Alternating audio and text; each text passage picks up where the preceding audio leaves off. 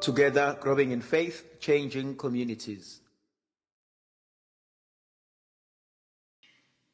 Makadunyiswe uJesu Kristo. Namhlanje thandwa zami ngifisa ukuba sibuke incwadi kaEksodusi isahluko sesithathu ivesi yokuqala kuze kube ivesi ye-12.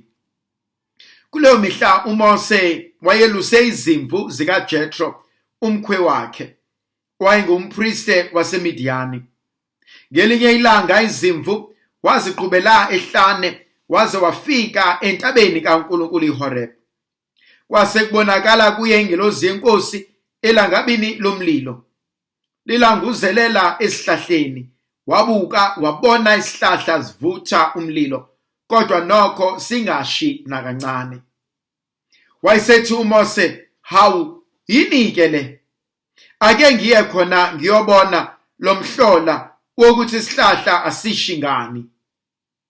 uNkulunkulu wathi ukubona uMose sondela ukuba ahlole, wamemeza esesihlahleni wathi, Mose, Mose. Wasabela wathi, yebo Nkosi. Wayesethi, ungasondeli lapha, khumula izicathulo ezinyaweni zakho ngokuba le ndawo omi kuyo yindawo engcwele. Waqhubeka ke ngokuthi, nginguNkulunkulu kayihlo, uNkulunkulu kaAbraham noIsaka noJakobe. uMose wabesegubuzela ubuso bakhe ngoba wesaba ukumbheka uNkulunkulu. Inkosi yathi kuye, bheka, ukukhala kwabakwa-Israyeli sekufikile kimi. Ngibonile ukubahlupha kwamaGibhithe. Ngakho-ke hamba, ngiyakuthuma kuFaro uyokhipha abantu bami bakwa-Israyeli eGibhithe. uMose wayesethi uNkulunkulu, Nkosi, ngikubani mina ukuba ngiye kuFaro ngikhiphe abakwa-Israyeli eGibhithe na? uNkulunkulu wathi, mina ngiza kuba nawe, ukuthi uthunywe yimina kuzobonakala ngalokhu. Kuyakuthi lapho usubakhiphila abantu bami eGibhithe nikhonze uNkulunkulu kule ntaba. Thandwa zami, ngithanda isifundo sanamhlanje. Kunezinto ezikulesi sifundo ezisikhombisa ubuhlakali obujulileyo bukaNkulunkulu. uMose namhlanje simthola esesezweni laseMidiyane esalusa izimvu zompriste wakwaMidiyane.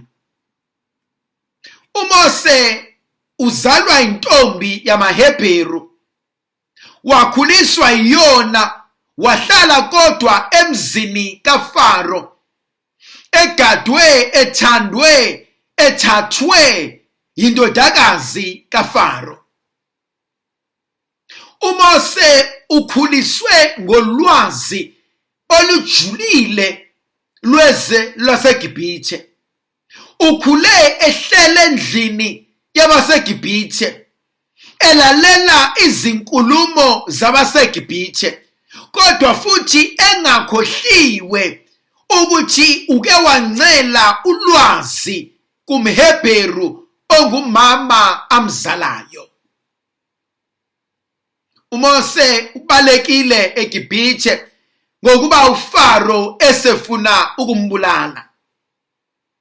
Kodwa lokho akushintshanga ukuthi kunezinto azibonile, azifundile, azizuzile esaseGibhithe. Kukhona abantu ukuthi makwenzeka izinto ebese behlukana nakade bezwana nabo, mhlawumbe baxabane, mhlawumbe kuphakeselwane imimoya, ebese bephenduka izitha. Akhohlwe umuntu ukuthi empilweni kungenzeka singabe sisabona ngasolinye. Kungenzeka singabe sisafuna into efanayo. Kungenzeka singabe sisavumelana ngento eyodwa. Kodwa lokho akudali ukuba masibe yizitha. Lokho futhi ukuthi asisabonisani ngento eyodwa, asisalungisani ngezwi elilodwa, akusho ukuthi angiphenduke olowo ozodicilela phansi impilo yakho. uMose usebalekile eGibhithe. uMose uhlele emzini wompriste wakwaMidiyani. Ngimbuka uNkulunkulu ehlala noMose emzini kaJethro ukuthi Mose uzoyifunda lenkonzo yobupriste noma ungaqondile ukuthi uyifunda kanjani, uyifundelani, uyifundiswa nini. Kunama experiences empilweni zethu nezigameko ezimpilweni zethu ezenzakalayo la uNkulunkulu esilungiselela khona ikusasa lethu. uMose walusa izimvu. For 40 years uMose uzobe alusa abantu abayizimvu zikaNkulunkulu. uMose uya emadlelweni ogwadule nalezimvu la ezofunda khona ukuzivikela yena uqobo lwakhe, ukuvikela lezimvu. Uzofunda the harshness yokuba sogwadule, uzofunda ukuthi lesihlahla siyaphilisa, lesihlahla siyabulala. uMose uzofunda ukuthi maqhamuka lenyamazane wenze njani, maqhamuka lesisilwane wenze njani, maqhamuka lenyoka wenze njani. Ufunda izinto angayifundanga eseGibhithe. Impilo obhekene nayo, iphase, kungenzeka ukuba ibuhlungu, kungenzeka ukuba ikudalela inyembezi nosizi nokudinwa nokucasuka. Mhlawumbe ungazibuza ukuthi kanti ukephi uNkulunkulu? Why uNkulunkulu avume kwenzeke kumina? Why mina ngahlezi ngikhala? Why into zami zahlezi zingahlangani? God is training you for something bigger. Uma uNkulunkulu efuna ukulungiselela abantu bakhe baka-Israel, kwakubalekile, kwakuswelekile, kwakuphoqa ukuthi uMose afundiswe ukwalusa izimvu.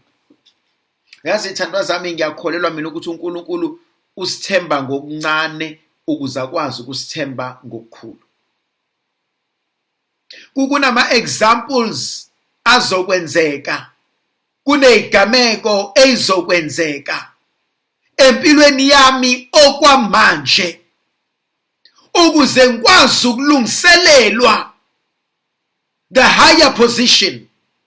Uma ngikwazi ukumelana nokuncane ngasimama, then uNkulunkulu angangithemba kokukhulu ngoba ngikhombisile ukuthi ngiyakwazi ukubhekana nento ngingahlehli kodwa ngize ngiqede.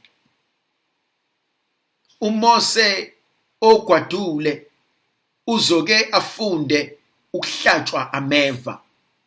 No man, sikhuluma ngomfana obehlele emzini kaFaro, obeshaya izandla bamfunze, bamgqokise, bamgeze. Namhlanje usogwadule.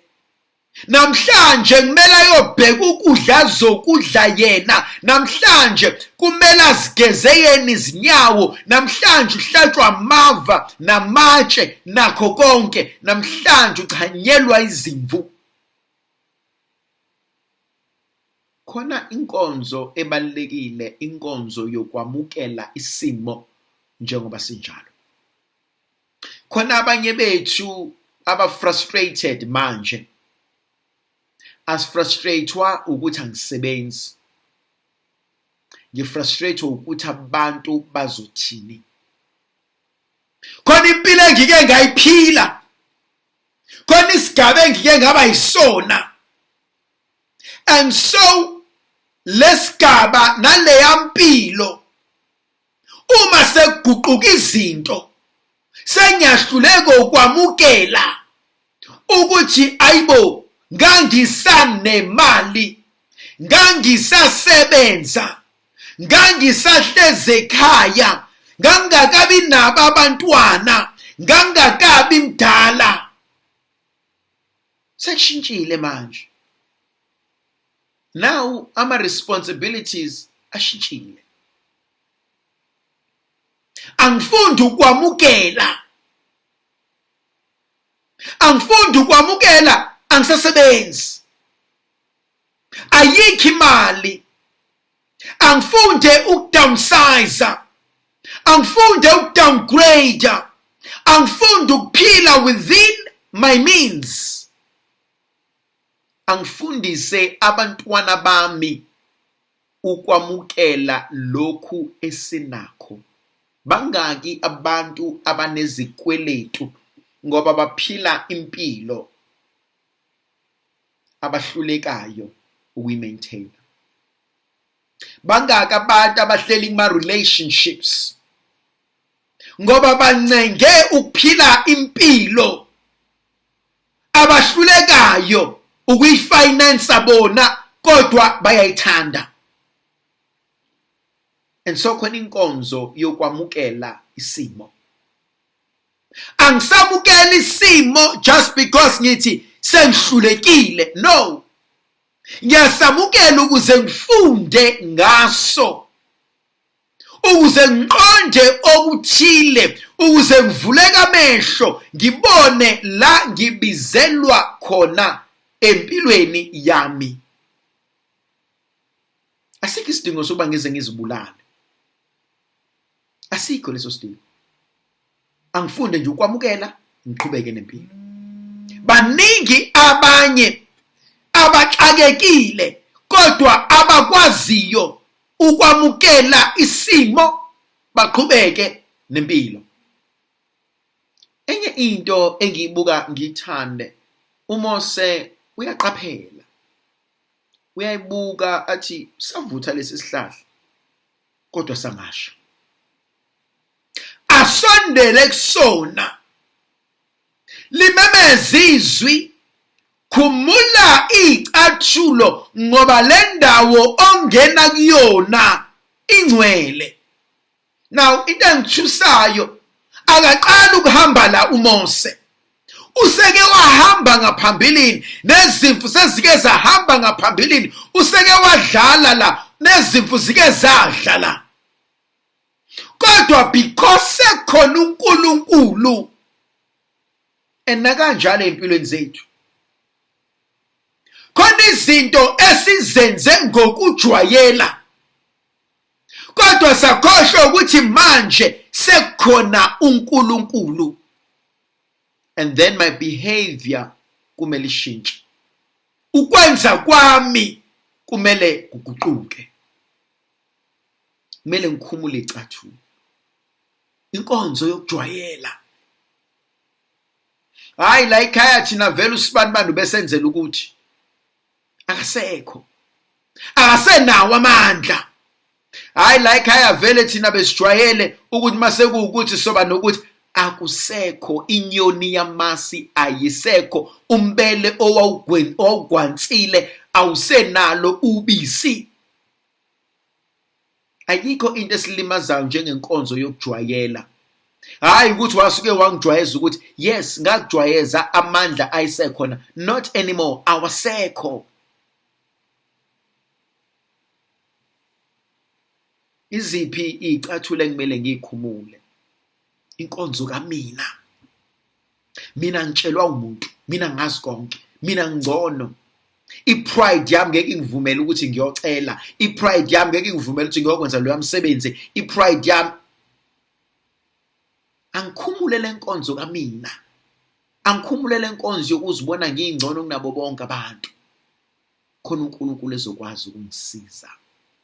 Ndlovukazi Yesu la ibe nathi sibusise sivikele sikhanyisele. Sinxusela amandla negrace elivela kuNkulunkulu somandla uyisebene endodana nomoya ocebileyo.